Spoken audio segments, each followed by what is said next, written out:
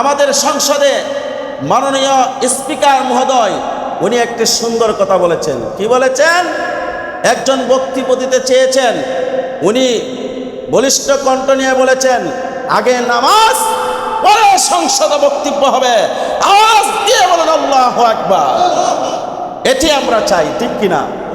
সৎ কাজের আদেশ সংসদ থেকে চালু হবে, সংসদ থেকে শহর, শহর থেকে গ্রাম, গ্রাম থেকে প্রত্যেকটা ঘরের অঙ্গে অঙ্গে সৎ কাজের আদেশ প্রবেশ হবে। কথা বলেন ঠিক কিনা? তাহলে মানুষ আর চুরি করবে না, জিনা করবে না, ব্যভিচার করবে না।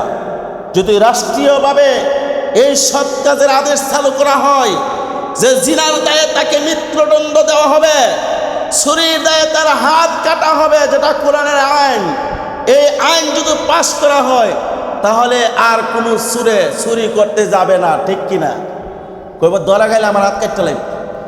যুগে যুগে হযরত ইব্রাহিম আদম আলাইহিস সালাম থেকে শুরু করে মূসা নবী ফেরাউনে যখন অসৎ কাজ করেছে, মূসা আলাইহিস সালাম বাধা দিয়েছেন।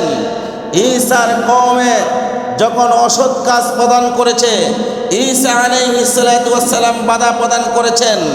ইব্রাহিম নবীর যুগে যখন নমরুদে অসৎ কাজ করতে শুরু করেছে, ইব্রাহিম নবী বাধা দিয়েছেন। আমার নবী মুহাম্মদ রাসূলুল্লাহ সাল্লাল্লাহু আলাইহি সাল্লামের যুগে যখন ইহুদি খ্রিস্টানরা নাসারারা মূর্তির পূজা করতে শুরু করলো, তখন আমার নবী বাধা দিয়েছেন। তারা যখন পাথরের মূর্তিকে খোদা মানতে শুরু করলেন, আমার নবী বাধা প্রদান করেছেন। শুধু এখানে শেষ নয়, হযরতে আবু বকর রাদিয়াল্লাহু তাআলা আনহু খলিফার যুগে যখন কোনো মুনাফিক ইসলামের উপর আক্রমণ করতেন, হযরতে আবু বকর বাধা প্রদান করতেন। হযরতে উমরের যুগে যখন কোনো ইসলামের বিপক্ষে আওয়াজ তুলতেন, হযরতে উমর রাদিয়াল্লাহু তাআলা আনহু সৎ কাজের আদেশ করতেন।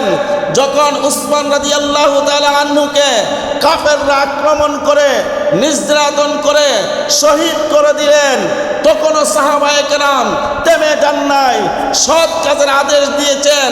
হযরত ইমাম আবু হানিফা রাহমাতুল্লাহ আলাইহিকে যখন কারাগারে বন্দী করা হলো, তখন হযরত আবু হানিফা রাহমাতুল্লাহ আলাইহি কারাগারের ভিতর থেকে সৎ কাজের আদেশ দিয়েছেন।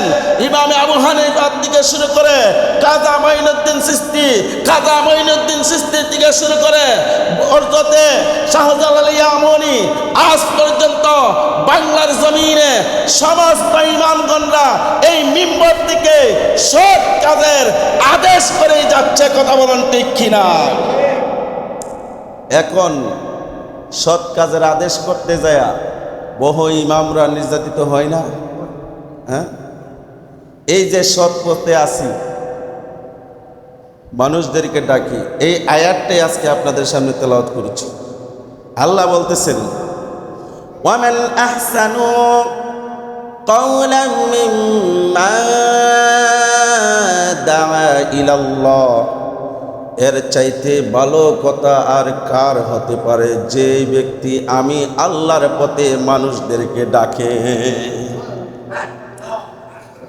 এটাই শেষ নয়, এর শানে নজরুলে বলা হয়েছে এর চাইতে ভালো বক্তা, ভালো বক্তব্য আর কার হতে পারে, এর চাইতে উত্তম মানুষ আর কে হতে পারে যে সদা সর্বদাই সৎ কাজের আদেশ করে। এটা তো আমি মৌলবীর মুখের কথা না, এটা জাল হাদিসের কথা না, এটা সরাসরি কোরআনের কথা। কিসের কথা? সরাসরি কোরআন যারা অস্বীকার করবে তারা কাফের। তারা কি? যারা মুখে স্বীকার করবে, অন্তর দিয়া বিশ্বাস করবে না, তারা মুনাফিক। তারা কি? মুনাফিক। যারা মুখে স্বীকার করবে যে হ্যাঁ এই কথাটা সত্য, কিন্তু অন্তর দিয়া বিশ্বাস করে না, দূর এটা মৌলবী কইছে দিকে মানতিব, আছে না নাই? আছে না নাই? মৌলবী কইছিল কিটা মানতিব বলতে ওই যে অন্তর দিয়ে বিশ্বাস করে নাই সে হলো মুনাফিক। সে কি মুনাফিক? এই কুরআন বলেন শ্রেষ্ঠ মানুষ তারা যারা আজকে মসজিদের মিম্বরে বৈশা মানুষদেরকে আল্লাহর পথে ডাকে। সুবহানাল্লাহ। আমার কথা বুঝছেননি? ঘুমায়েন না, কথা বুঝছেননি কি কইছি?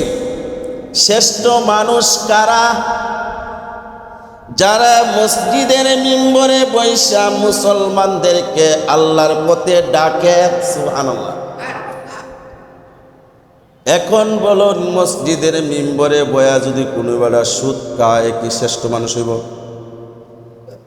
যদি মিথ্যা কথা বলে শ্রেষ্ঠ মানুষ হইতে পারব? যদি টাকার কাছে বিক্রি হয়ে যা শ্রেষ্ঠ মানুষ হইতে পারব? যদি ক্ষমতার কাছে বিক্রি হয়ে যা শ্রেষ্ঠ মানুষ হইতে পারব? হে মুসলমান,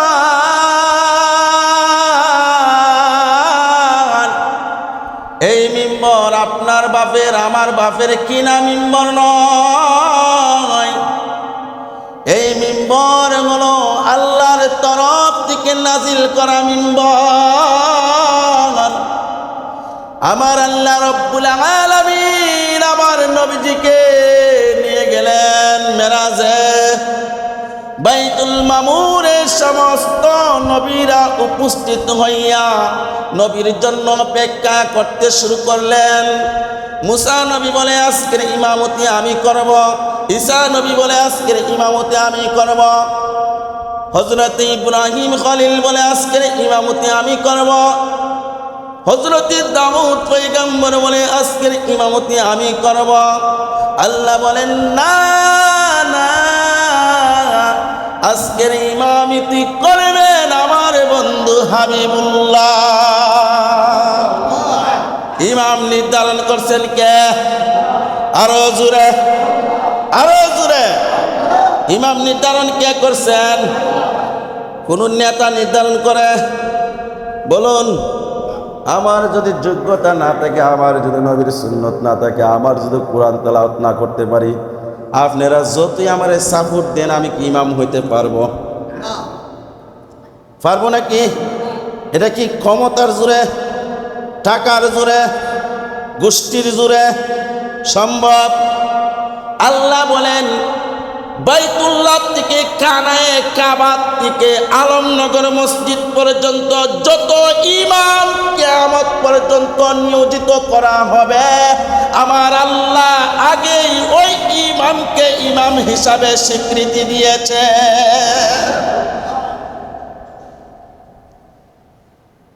খাম কি আলি কথা জান না? আপনি ইমামতি করেন না, কতদিন করতে পারেন দেখি না। আমি আমি আমি এই পথে থাকার কারণে আমার ভাই বলে 10,000 টাকা ইনকাম করস কেন এই পথে পয়রা রইছ? বিদেশ আয় পর মাসে 50,000 1 লাখ, ঠিক কিনা? আমার মা বলে, আমার নিজের মা বলে, এই যে মিডিয়ায় যাবে আমার মা দেখবে আমি মিথ্যা কথা বললে আমার ধরবে, ঠিক কিনা? আমার নিজের মা বলে ফুট আল্লাহর পথে চলা ভালো, কিন্তু এই দরিদ্রতা নিয়ে কেমনে চলবে? আয়া পর এই চাকরির দরকার নাই, পাসপোর্ট করছে আল্লাহর কসম, পাসপোর্ট দেয় আমার আপনারা। এই পথে টাকার দরকার নাই, বিদেশ জায়গা 5 বছর বিদেশ কইরা কিছু টাকা বানায়া বানায়া পড়িস। আপনারাই বলুন, আমি যদি 5 বছর বিদেশ কইরা আমার ভিতরে লোভ ঢুকবো কি ঢুকবো না? জুড়ে কইন, আমি কারি লাইনে আমু আইতে দে ফার্মি গ্যারান্টি আছে। বাবা বলে যা, সারা জীবন আর কত করবে মোল্লাগিরি, কোনো লাভ তো হইতেছে না।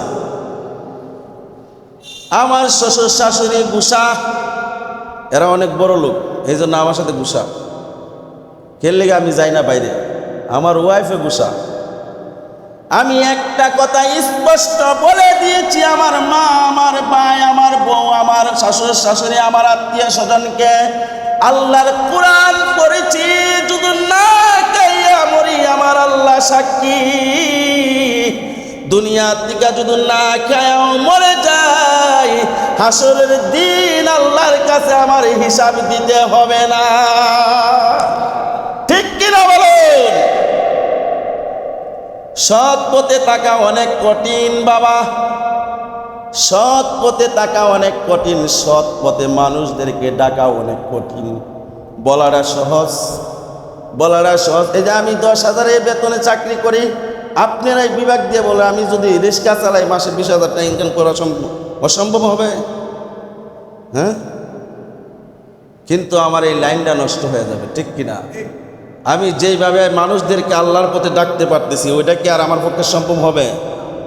অহংকারী চোখে তাকান মিয়া, আপনি মাসে 1 লাখ টাকা ইনকাম করতে পারেন, আমিও করতে পারতাম যদি আমি আপনার মতো লোভী হয়ে আপনার জায়গায় যাইতাম। ঠিক কিনা? সৎ পথে থাকা কষ্ট, জানি দুনিয়াতে মানুষ আঁকা বাঁকা চোখে তাকাবে। একজন মানুষ আমি এই পথে থাকার কারণে আমাকে অনেক কষ্ট দিয়েছে, অনেক কষ্ট দিয়েছে, অনেক চেষ্টা করেছে সেই পথ থেকে সরিয়ে দিতে, কিন্তু রাখে আল্লাহ, মারে কে?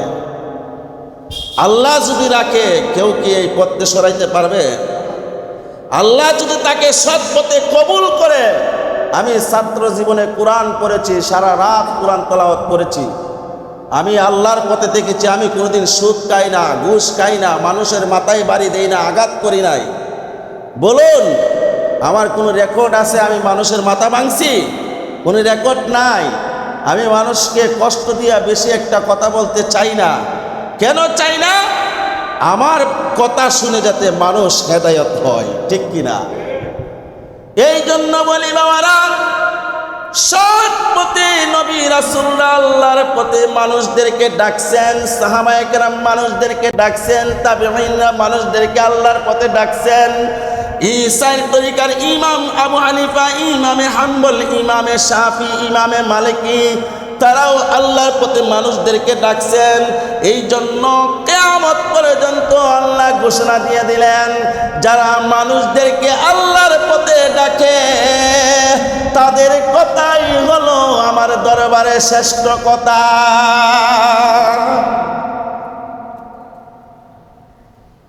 আল্লাহ বলেন, ওমান আহসানু কাওলাম মিম্মান দাআ ইলাল্লাহি ওয়া আমিলা সালিহান ওয়া ক্বালা ইন্নানি মিনাল মুসলিমিন।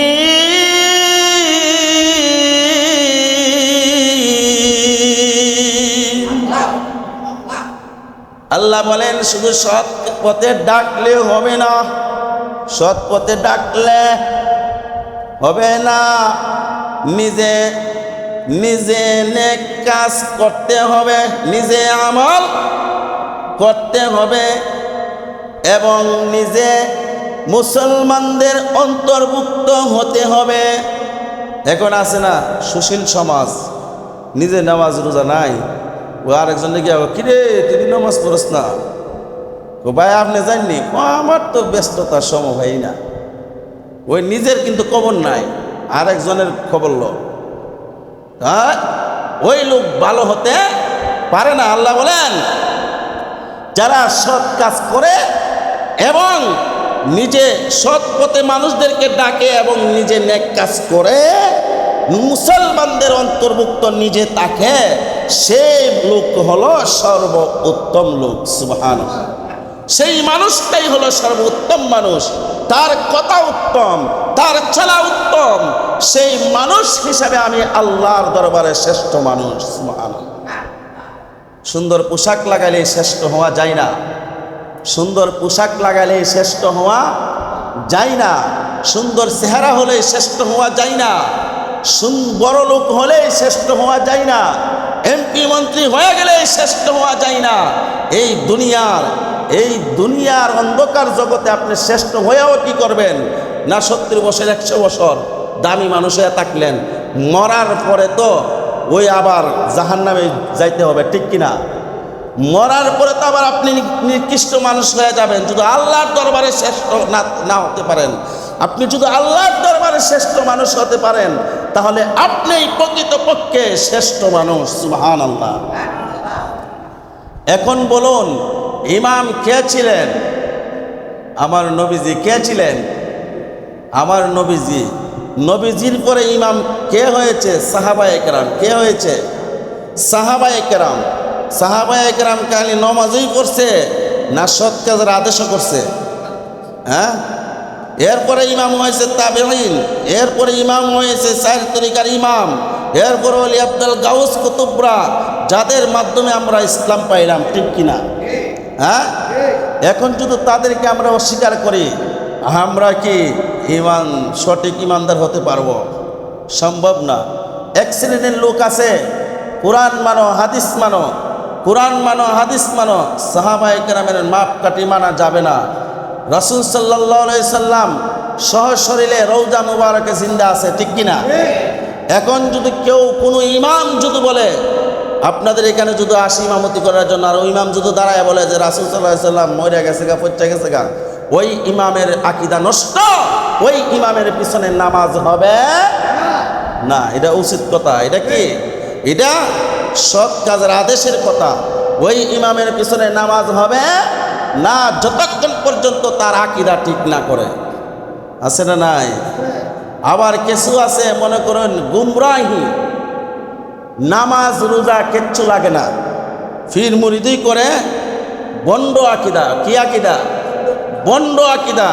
এগুলি মনে করেন যেমন বিভিন্ন দরবার আছে, নাম বলার দরকার নাই, তারা নামাজ পড়ে না, আবার বলে যে নামাজের কথা নাই ভাই কোরআনে, মারিফতের নামাজ কয়জনে পড়ে? নাউজুবিল্লাহ বলুন। নামাজের কথা কি কোরআনে নাই? এই মূর্খ তো পড়তে পারে না। নামাজের কথা আছে, ইন্নাস সালাতা তানহা আনিল ফাহশাই ওয়াল মুনকার। ঠিক কিনা? নামাজের কথা কি বাংলাতে থাকবো? এই ফার্সি ভাষা কি থাকবো? হ্যাঁ, কোরআনে তো আরবিতে থাকবো। ঠিক কিনা? এই সমস্ত বন্ডদের দলেও আমরা ঢুকতে পারবো না, কারণ তাদের আকীদা খারাপ। তাদের আকীদা কি? খারাপ। সহিহ আকীদা তারা যারা রাসূলের সৎ আদেশ মান্য করে এবং নামাজ রোজা হজ যাকাত সব কিছু আমল করে এবং রাসূল সাল্লাল্লাহু আলাইহি সাল্লামকে জিন্দা নবী হিসেবে মানে, যিনি রওজা মুবারকে জিন্দা শুয়ে আছেন, তাদের অনুসরণে আমরা করব। কথা বলুন ঠিক কিনা? এই জন্য মুসলমান সৎ কাজ করাটা খুবই কষ্টকর। সৎ কাজ করাটা কষ্টকর। আল্লাহ রাসূল সাল্লাল্লাহু আলাইহি সাল্লাম বলেন, ক্বালা রাসূলুল্লাহ সাল্লাল্লাহু আলাইহি ওয়াসাল্লাম, আদ-দুনিয়া মাজরাতুল আখিরা, আদ-দুনিয়া মাজরাতুল আখিরা। দুনিয়াটা হলো একটি শস্য ক্ষেতের মতো। কি এর মতো? তুমি যদি এখানে ফলন ভালো করো তাহলে তোমার রেজাল্ট ভালো হবে। কি ভালো হবে? আদ-দুনিয়াউ সিজনুল মুমিনিন। আল্লাহর রাসূল অন্য হাদিসে বলেন যে দুনিয়াটা হলো মুমিনদের জন্য একটি জিয়ালখানা। কি খানা? জিয়ালখানা। এখন এই দুনিয়াতে যদি মনে করেন জুরু সৎ কাজ করতে গেলে কত কষ্ট, কত বাধা। 5 ওয়াক্ত নামাজ টাইম টু টাইম পড়ন লাগে, টাইম টু টাইম জামাতে নামাজ পড়ন লাগে, আরাম কাজ করা যায় না। দুরু সৎ কাজ পরে করুম নে, ওখান আগে যেমনে মারি এমনি চল্লা লই, তাহলে কি আপনি আমি সৎ লোক হতে পারবো? হ্যাঁ। মুখোশের আড়ালে মানুষ কিছু জঘন্য পাপ করে থাকে, তাদেরকেও যথা সময়ে যখন সময় পায় তখনই আল্লাহর দরবারে তওবা করা উচিত। ঠিক কিনা? যদি সৎ মানুষ হইয়া আল্লাহর দরবারে যাইতে চাই আমরা, অসৎ কাজ, সৎ কাজ, সৎ কাজের আদেশ। একজন মানুষ নামাজ পড়ে না, আপনি তারে নামাজের আদেশ করুন। একজন মানুষ কোরআন পড়ে না, তাকে কোরআন পড়ার আদেশ করুন। একজন মানুষ সম্পদশালী হওয়ার পরে সে হজ করে নাই, তাকে আপনি হজ করার আদেশ করুন। এটা কি সৎ কাজের আদেশ? অসৎ কাজের নিষেধ। আপনার এখানে জিনা ব্যভিচার ওই গ্রামে হচ্ছে, আপনি দেখছেন, আপনি বাধা দেন নাই, আপনি ঘৃণা করেন নাই, আপনি নিষেধ করার মতো ক্ষমতা আপনার আছে, তারপরেও আপনি নিষেধ করেন নাই। এমন লোক আছে না নাই? তাহলে আপনার দ্বারা কি অসৎ কাজের নিষেধ করা হলো? আবার কিছু লোক আমরা আছি জিনাকারীদেরকে আরো সাহায্য করি, আজ্ঞা দেই, আছে না নাই? সাহায্য রে কর, আমরা আছি তোর সাথে, আমরা আছি, চিন্তা করিস না, আরে তোর সাথে আমরা আছি, তো কইস না কেউ ধরে, আমরা আছি তোর সাথে। জোরে কই না নাউজুবিল্লাহ। তাহলে এই যে অসৎ লোকরে তুমি আরো অসৎ কাজ করার প্রলোভন বাড়াইয়া দিলা, এই লোককে জিনা কইরা যে গুনাহ আমল নামায় আসবে, তুমি যে তারে কইলে আমি আছি, তোমার আমল নামায় সেই কতটুকুই গুনাহ আল্লাহ জমা করে দিবে। নাউজুবিল্লাহ। অসৎ কাজের সহযোগী যারা হবে তারাও সমান গুনাহ পাবে। সৎ কাজের আদেশ করার কারণে আপনি একজন লোক বেনামাজির আইনা নামাজ পড়াইছেন, ওই লোকের নামাজ পড়া যতটুকু সওয়াব আপনার আমল নামায় এসেছে, ওই লোকের আমল নামায় এসেছে, তো ঠিক ততটুকু সওয়াব আপনার আমল নামায় আল্লাহ দান করে দিবেন। সুবহানাল্লাহ।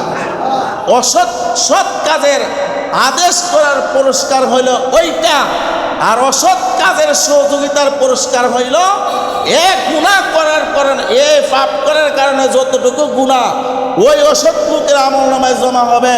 আপনি দেখছেন আমি আছি তোর সাথে, ঠিক এতটুকু গুনাহ ওই আপনার আমল নামায়ও জমা হবে। আমার কথা বুঝেননি আপনারা?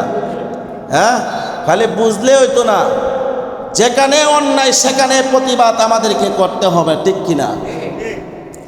যেমন মনে করেন বিবাহ বন্ধন করা সুন্নতে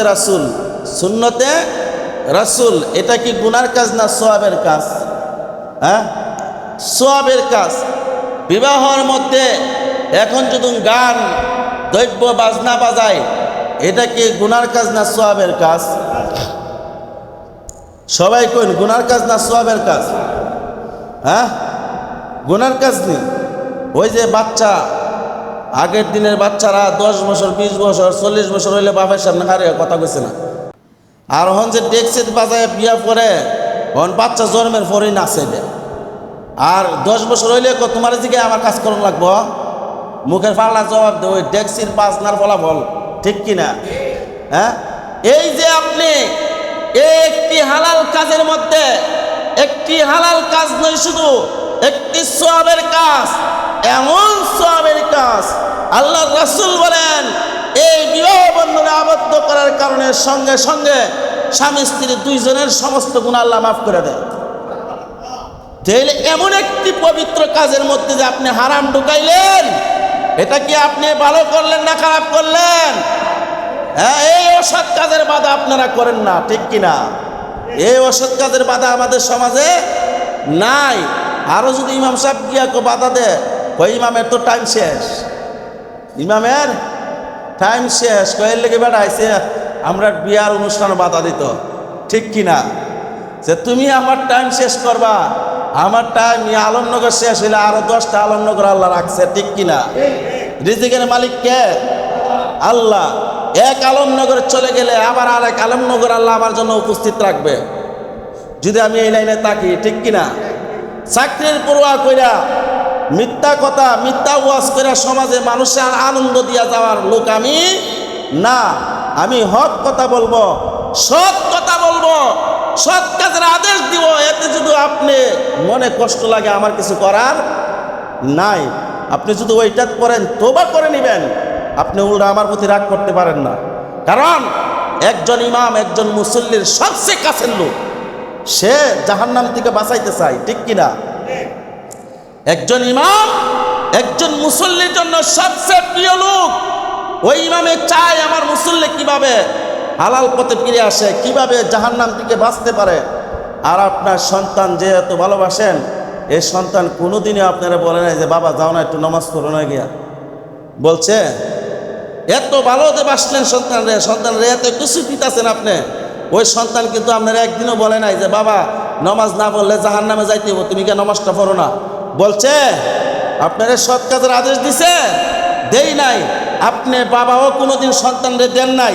এই যে আজকের হাদিসে এসেছে, ওয়ানহু আলাইহিস সালাতু ওয়াস সালাম ইয়াকুনু বাদি আইম্মাতুল লা ইয়াহতাদুনা ইদা ওয়ালা ইয়াতাসান্নাদুনা আল্লাহ রাসূল সাল্লাল্লাহু আলাইহি সাল্লাম বলেন যে একজনকে আমি, আল্লাহ বলতেছেন যে আমি একজনকে একজনের জন্য রক্ষক বানায় দুনিয়াতে বাড়াইছি। সুবহানাল্লাহ। রক্ষক মানে দায়িত্ব, কি দায়িত্ব? সর্বপ্রথম আল্লাহ বলতেছেন রাষ্ট্রের যে প্রধান আছে তার কাছে আমি রাষ্ট্রের বাদশাকে দায়িত্ব দিয়েছি প্রজাদেরকে আমি আল্লাহর পথে ডাকতে। সুবহানাল্লাহ। রাষ্ট্রের প্রধানরে কি দায়িত্ব দিছে? আল্লাহর পথে, তার যে শ্রমিক জনগণ আছে তাদেরকে আল্লাহর পথে ডাকতে, ঠিক কিনা? এই দিনে আমাদের সংসদে মাননীয় স্পিকার মহোদয় উনি একটি সুন্দর কথা বলেছেন। কি বলেছেন? একজন বক্তব্য দিতে চেয়েছেন, উনি বলিষ্ঠ কণ্ঠ নিয়ে বলেছেন আগে নামাজ পরে সংসদে বক্তব্য হবে। আওয়াজ দিয়ে বলেন আল্লাহু আকবার। এটি আমরা চাই, ঠিক কিনা? সৎ কাজের আদেশ সংসদ থেকে চালু হবে, সংসদ থেকে শহর, শহর থেকে গ্রাম, গ্রাম থেকে প্রত্যেকটা ঘরের অঙ্গে অঙ্গে সৎ কাজের আদেশ প্রবেশ হবে। কথা বলেন ঠিক কিনা? তাহলে মানুষ আর চুরি করবে না, জিনা করবে না, ব্যভিচার করবে না। যদি রাষ্ট্রীয়ভাবে এই সৎ কাজের আদেশ চালু করা হয় যে জিনার দায়ে তাকে মৃত্যুদণ্ড দেওয়া হবে, চুরির দায়ে তার হাত কাটা হবে, যেটা কোরআনের আইন, এই আইন যদি পাশ করা হয় তাহলে আর কোনো চুরি করতে যাবে না, ঠিক কিনা? কইব ধরা খাইলে আমার হাত কাটতে লাগবে। কোনো মুসলমান, কোনো মানুষ জিনা করতে যাবে না, ধরা খাইলে ডাইরেক্ট মৃত্যুদণ্ড, ঠিক কিনা? জিনা করতে যাবে, একটা ভয় আতঙ্ক দিনের ভিতরে কাজ করবে। আজকে সৎ কাজের আদেশ নাই বিদায় মানুষ অন্যায় করতে দ্বিধাবোধ করে না। আসেন মুসলমান, আল্লাহ রাসূল সাল্লাল্লাহু আলাইহি ওয়াসাল্লাম বলেন রাষ্ট্রপ্রধানের উপরে জনগণের দায়িত্ব সৎ কাজের আদেশ দেওয়া। একজন পিতার উপরে সন্তানের দায়িত্ব সৎ কাজের আদেশ দেওয়া। সন্তান যদি সৎ কাজ না করে ওই সন্তানকে বাধ্যতামূলক করা। সন্তান, তুমি যদি আমার ঘরে থাকো নামাজ পড়তে হবে, আমার ঘরে থাকলে গুনাহ করতে পারবা না, আমার ঘরে থাকলে অন্যায় করতে পারবা না, আমার ঘরে থাকলে কোনো খারাপ কাজে লিপ্ত হতে পারবা না। যদি আমার হুকুম মানো, আমার ঘরে থাকো, নয়তো তোমার মতো সন্তান আমার দরকার নাই, আমার ঘরতে বের হয়ে যাও। এমনভাবে যদি কোনো পিতা শাসন করে, আপনারাই বলুন সন্তান নামাজ না পড়ে পারবে? রক্ষক আপনাকে যে দায়িত্ব দিল পিতা হিসাবে, সৎ কাজের আদেশ আপনার ঘরে আপনি পৌঁছায় দিতেন, কিন্তু আপনি কোনোদিন সন্তানকে নামাজের কথা বললেন না, সৎ কাজের আদেশ করলেন না। সন্তান অন্যায় করলো, তারে আপনি বাধা প্রদান করলেন না। আপনার স্ত্রী নামাজ পড়ে না, আপনি কোনোদিন তারে নামাজের আদেশ দিলেন না, সৎ কাজের আদেশ দিলেন না। আল্লাহ রাব্বুল আলামিন কিয়ামতের ময়দানে সর্বপ্রথম রাষ্ট্রপ্রধানকে জিজ্ঞাসা করবে, এই রাষ্ট্রপ্রধান, আমি যে তোমাকে সৎ কাজের আদেশের দায়িত্ব দিয়েছিলাম, তোমার রাষ্ট্রের মধ্যে আমার আইন কতটুকু তুমি পালন করতে পেরেছ, হিসাব দাও। রাষ্ট্রপ্রধান যদি হিসাব দিতে পারে জান্নাতে যাবে, আর হিসাব না দিলে তার কিয়ামতের ময়দানে ঝুলাইয়া রাখবে। নাউজুবিল্লাহ বলেন না? আরে জোরে কইন না নাউজুবিল্লাহ। দুনিয়ায় মজা, হেলিকপ্টার দিয়া ঘোরা আর বেশি কইরা টাকা ব্যাংক ব্যালেন্স জমা করা, এই স্বাদ শুধু দুনিয়ায়। আখিরাতে গেলে হিসাব দিতে হবে, আছে না নাই? দ্বিতীয়ত জিজ্ঞাসা করা হবে পিতারে, এ পিতা, তোমার উপরে যে দায়িত্ব দিয়েছিলাম সৎ কাজের আদেশ তুমি কতটুকু দিয়েছ? তোমার সন্তানকে তুমি আমার পথে পরিচালনা করেছ? তুমি কি আমার পথে আমার হুকুম মানার জন্য আদেশ করেছ? পিতা যদি বলে আল্লাহ তোমার মতে তোমার কথা পালন করতে যাইয়া আমার সন্তানকে আমি নামাজের কথা বলেছি, কোরআন শিক্ষা দিয়েছি, অন্যায় দেখলে বাধা দিয়েছি, তাদেরকে অন্যায় করতে দেই নাই। আল্লাহ বলবে তুমি পিতা হিসাবে তোমার হক তুমি আদায় করেছ, তুমি বিনা হিসাবে জান্নাতে যাও। সুবহানাল্লাহ তো আছে, ওই এরপরে তো আবার নাউজুবিল্লাহ আছে না নাই? আল্লাহ জিজ্ঞেস করবে, এ দুনিয়ার রক্ষক পিতারা, তোমাদেরকে আমি দায়িত্ব দিয়েছিলাম, কতটুকু দায়িত্ব পালন করেছ? পিতা বলবে আমি পালন করেছি। সন্তানকে জিজ্ঞেস করা হবে, তোমার বাবা কি তোমাকে নামাজের কথা বলছে? সন্তান বলবে না। তোমাকে কোরআন শিক্ষার কথা বলছে? সন্তান বলবে না। তোমাকে ঘুষ সুদ খাওয়া নিষেধ করেছে? সন্তান বলবে না। তোমাকে অন্যায় কাজে বাধা দিছে? কবেন না। আমাকে অন্যায় শিক্ষা দিয়েছে, আমাকে নামাজ শিক্ষা দেয় নাই, কোরআন শিক্ষা দেয় নাই। কোরআনের অন্য আয়াত আল্লাহ বলেন, ক্বালু রব্বানা ইন্না আতা'না সাদাতানা ওয়া কুবারানা ফাআদাল্লুনা সাবিলা। আল্লাহ, আমার বাবা মিথ্যা বলছে। ও রব, আমার বাবা মিথ্যা বলছে। আমাকে কোনোদিন নামাজের কথা বলে নাই, আমাকে কোনোদিন তোমার যে আদেশ দিয়েছিলা ওই আদেশ পালন করে নাই, সৎ পথে আদেশ করে নাই। আমি কিভাবে লক্ষ লক্ষ টাকা ইনকাম করতে পারবো ওইটা আমাকে শিক্ষা দিয়েছে। আমি কিভাবে দুনিয়াতে কোটি কোটি টাকার মালিক হব ওইটা আমাকে শিক্ষা দিয়েছে। আমি যে তুমি যে সৃষ্টিকর্তা, তুমি যে মালিক, তুমি মালিক রে কিভাবে চিনবো? আমার বাবা আমারে চিনাই নাই। খুদার কসম, এই যে আজকের হাদিসে এসেছে, বানায়া কইতাছি না, খুদার কসম একটা কথা বানায়া বলতেছি না। এইভাবে সন্তান বলবে, আল্লাহ, যেই বাবার জন্য আমি জাহান্নামী হইলাম, আল্লাহ গো, যেই বাবা দায়িত্ব আদায় করে নাই, আমাকে জাহান্নামী বানাইলো, ওই বাবারে জাহান্নামে দেও। আমি সন্তান বাবার নামে অভিযোগ করলাম, নাউজুবিল্লাহ। আরে কত আদরের সন্তান! হে মুসলমান, নিজে না খাইয়া সন্তানরে বড় করলাম, নিজে না ঘুমাইয়া সন্তানরে ঘুম পাড়াইলাম, নিজে কম শখ করিয়া সন্তানরে বড় লোক বানাইলাম।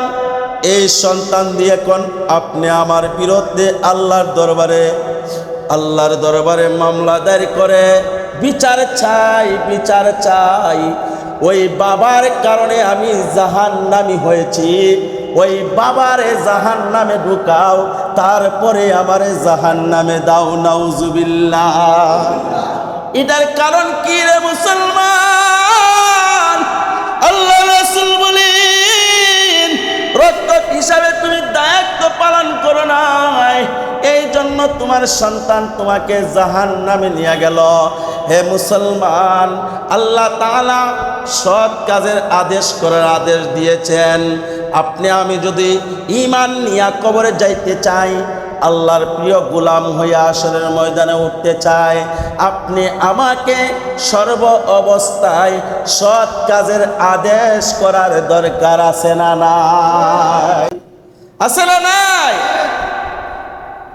এই যুগের শ্রেষ্ঠ সন্তান, নবীর ওয়ারিস, ইন্নাল উলামা ওয়ারাসাতুল আম্বিয়া। উলামায়ে কেরাম হলো নবীর উত্তরসূরি ওয়ারিস। আলেম উলামাদেরকে ইজ্জত সম্মান করার দরকার আছে না নাই? যারা আপনি আমাকে জাহান্নাম থেকে বাঁচাই, যারা আপনি আমাদেরকে সৎ পথে ডাকে এবং সৎ কথা শিক্ষা দেয়, অসৎ কাজে নিষেধ প্রদান করে, তাদেরকে ইজ্জত সম্মান করার দরকার আছে না নাই? হৃদয় থেকে মহব্বত করতে হবে, ঠিক কিনা? মুখে দেখাইলাম আর পিছন দিয়ে বদলাম করে একটা মাসালা বলে দেই। আমি ইমাম আসি বলে না, যে কোনো ইমাম থাকুক, আপনি যদি মনে করেন ইমামের পিছনে নামাজ পড়ছেন সহি মাসালা, পিছনে বাইরে গিয়ে ইমামের সমালোচনা করছেন, আপনার নামাজ হচ্ছে না, আপনার নামাজ হবে না। কারণ সে যদি সমালোচনার পাত্র হয়, সেকে বের করে দেন। আপনার একটাটা ঠিক রাখেন, ঠিক কিনা? কিন্তু আপনি নামাজ পড়বেন আবার বাইরে গিয়ে তার সমালোচনা করবেন, তাহলে আপনার একটাদা ঠিক নাই, ঠিক কিনা? আপনার একটাদের মধ্যে ভুল আছে, সহি মাসালা। কথাগুলি খেয়াল রাখবেন, সবসময় মনে রাখবেন। আপনি ইমামের পিছনে যতদিন নামাজ পড়বেন ততদিন তার কোনো সমালোচনায় লিপ্ত হওয়া যাবে, আর যদি হন আপনার নামাজ হবে না। এই জন্য এই কথাটা মনে রাখবেন, মুসলমান ইমানদার, এই দুনিয়াতে আমরা আখির নবীর উম্মত হিসাবে এসেছি, শেষ নবীর উম্মত। যেই নবীর উম্মতের অন্য অন্য নবীদের চাইতে উম্মতের দাম আল্লাহর দরবারে বেশি, সুবহানাল্লাহ। তাহলে ওই নবীর উম্মত হিসাবে আপনি আমাকে সর্ব অবস্থা সৎ পথে চলার দরকার আছে না নাই? অসৎ কাজ দেখলেই বাধা প্রদান করার দরকার আছে না নাই? অসৎ কাজ দেখলেই বাধা প্রদান করতে হবে। যারা নবীর পক্ষে কথা বলবে, যারা কোরআনের পক্ষে কথা বলবে, যারা আল্লাহর পক্ষে কথা বলবে, আমরা সাধারণ হাম জনতা যারা ঈমান গ্রহণ করেছি, যাদের হৃদয়ে ঈমানের ছিটা পর্যন্ত আছে, আমরা এক পক্ষে এই তাদের পক্ষেই থাকবো যারা আল্লাহর পক্ষে কথা বলবে, ঠিক কিনা বলবো? তাদের পক্ষে থাকবো যারা আল্লাহর পক্ষে কথা বলবে, রাসূলের আদর্শ বাস্তবায়ন হওয়ার জন্য বলবে। আল্লাহ রাব্বুল আলামিন যতদিন আপনি আমাকে হায়াত দিয়েছে, সর্ব অবস্থা সৎ পথে চলে, সৎ পথে চলে, অসৎ কাজে বাধা প্রদান করে, আমল করে, রাসূলের আদর্শ বাস্তবায়ন করে এই দুনিয়ার থেকে যাওয়ার মতো তৌফিক দান করুক। সকলে বলুন আমিন।